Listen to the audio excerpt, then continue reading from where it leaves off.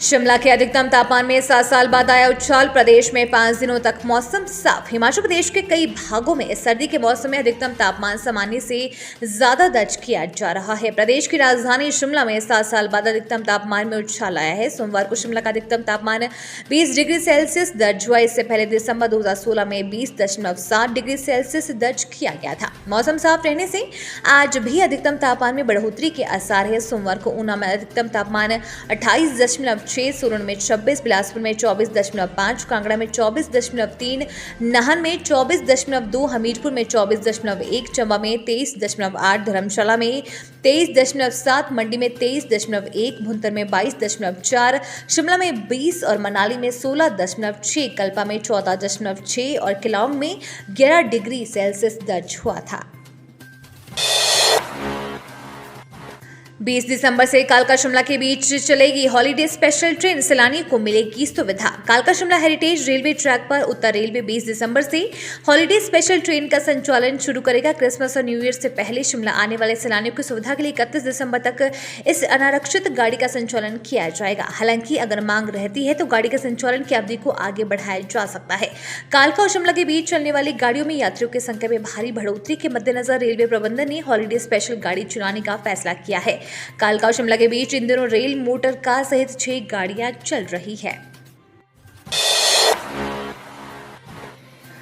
गोकुल बुटेल होंगे सीएम सुखविंदर सिंह सुक्खू के प्रधान सलाहकार। आईटी आदेश जारी। अखिल भारतीय कांग्रेस कमेटी के संयुक्त सचिव गोकुल बुटेल को मुख्यमंत्री सुखविंदर सिंह सुक्खू का प्रधान सलाहकार आईटी नियुक्त किया गया है। इस संबंध में मुख्य सचिव आरडी धीमान की ओर से आदेश जारी किए गए हैं। वीरभद्र सिंह की सरकार में भी गोकुल बुटेल को सलाहकार आईटी नियुक्त किया गया था। सलाहकार आईटी के रूप में उनका रैंक कैबिनेट मंत्री के स्तर का होगा।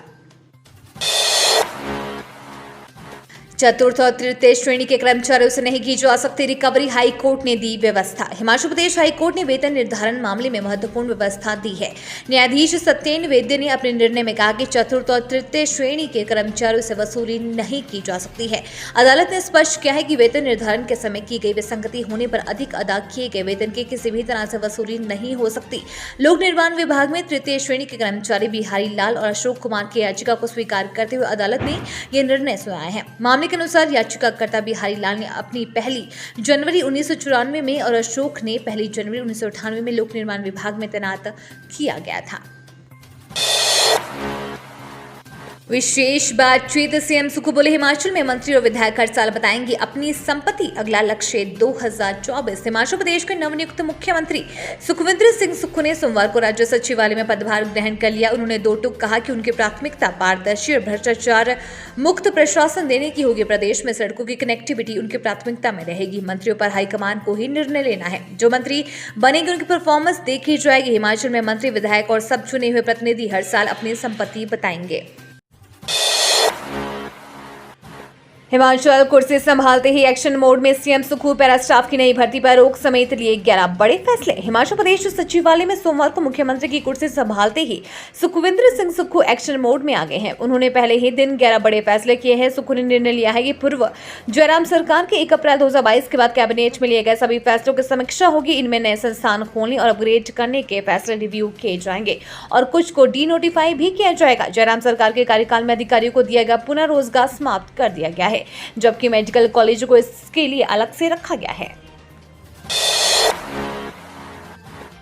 दिसंबर तक टला हिमाचल सरकार के मंत्रिमंडल का गठन, जाने वजह। हिमाचल प्रदेश सरकार के मंत्रिमंडल का गठन 16 दिसंबर तक टल गया है। 16 दिसंबर को प्रदेश के मुख्यमंत्री, उप मुख्यमंत्री सहित सभी विधायक राजस्थान के अलवर में भारत जोड़ो यात्रा में शामिल होंगे। 16 दिसंबर को राहुल गांधी की यात्रा को 100 दिन पूरे होने वाले हैं। देश भर में कांग्रेस के सभी विधायकों, सांसदों को इस दिन यात्रा में शामिल होने के लिए कहा गया है। मुख्यमंत्री सुखविंदर सिंह सुक्खू और उप मुख्यमंत्री मुकेश अग्निहोत्री के मंगलवार को दिल्ली जाने के आसार है। मुख्यमंत्री दिल्ली दौरे के दौरान पार्टी आलाकमान के साथ मंत्रिमंडल के गठन को लेकर मंत्रियों के नामों पर चर्चा करेंगे।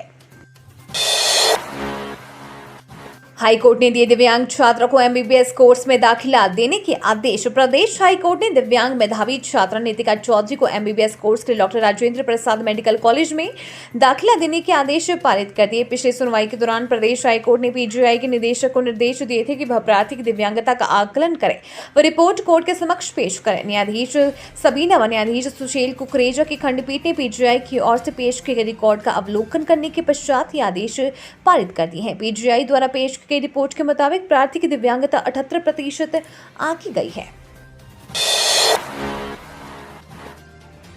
10 दिन के भीतर होगी ओपीएस की बहाली। अग्निहोत्री उप मुख्यमंत्री मुकेश अग्निहोत्री ने कहा कि कांग्रेस सरकार प्रदेश में 10 दिन के भीतर ओल्ड पेंशन स्कीम यानी कि ओपीएस की बहाली करेगी। यदि इस अवधि के भीतर मंत्रिमंडल का गठन नहीं हो सका तो मुख्यमंत्री एवं उप मुख्यमंत्री मिलकर इस निर्णय को लेंगे। मुकेश अग्निहोत्री ने अपने कार्यकाल में औपचारिक रूप से पदभार संभालने के बाद पत्रकारों से बातचीत कर रहे थे। उन्होंने कहा कि कांग्रेस के चुनाव घोषणा पत्र को नीतिगत दस्तावेज बनाया जाएगा जिस पर चरणबद्ध तरीके से अमल किया जाएगा। उन्होंने कहा कि कांग्रेस ने जनता से जो वायदे किए हैं उसको पूरा किया जाएगा।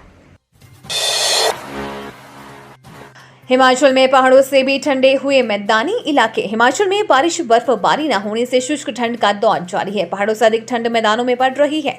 मौसम विभाग के अनुसार मैदानी इलाकों में ऐसा इसलिए है कि मैदानी क्षेत्रों में सुबह के समय कोहरा छा रहा है। कोहरे के कारण मैदानी क्षेत्रों में ठंड का प्रकोप पहाड़ी क्षेत्रों की तुलना में बढ़ गया है। आलम यह है कि मंडी और सोलन का न्यूनतम तापमान शिमला और मनाली से भी कम है। राजधानी शिमला में न्यूनतम तापमान 7.8 डिग्री सेल्सियस है। वहीं मनाली में न्यूनतम तापमान 4.2 डिग्री सेल्सियस है। उधर सोलन जिले में न्यूनतम तापमान 2.5 डिग्री सेल्सियस है और मंडी जिले में न्यूनतम तापमान 3.6 डिग्री सेल्सियस है।